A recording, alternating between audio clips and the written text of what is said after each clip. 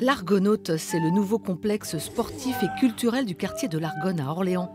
Il a ouvert ses portes en septembre 2017. On y pratique une quarantaine de disciplines.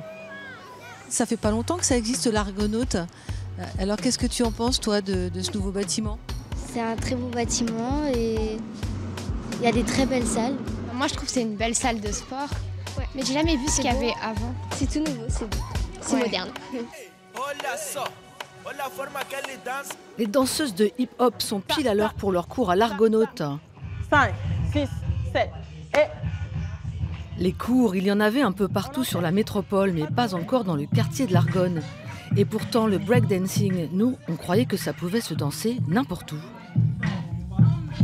Ça se danse n'importe où, mais c'est vrai que pour donner un cours, c'est important d'avoir l'outil du miroir pour qu'on puisse se corriger et puis que ça soit dans de bonnes conditions pour les enfants qui sont accueillis.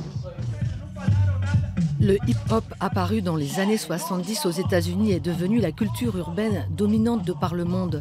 Et pour les jeunes danseuses, c'était une évidence de s'y essayer. Je voulais savoir ce qui te plaisait dans le hip-hop, tu peux me dire? J'aime tout, la gestuelle, genre il y a trop de flow, j'aime trop ça.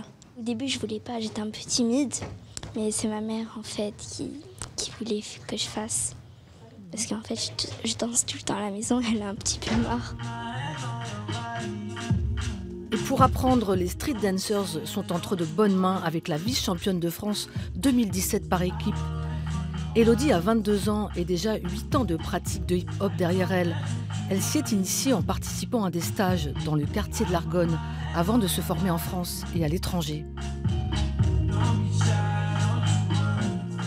Personnellement, pour moi, c'est bien parce que j'ai commencé à en prendre ici. Donc le fait de pouvoir en donner ici aussi, c'est la continuité, quoi. Ouais. 5, 6, 7 et... Avec les cours, on essaie de transmettre un peu plus que juste des chorégraphies. On va transmettre vraiment tout l'esprit et la compétition aussi fait partie du hip-hop. Donc nous, en tant que prof, on y participe et pourquoi pas plus tard les élèves. Ouais.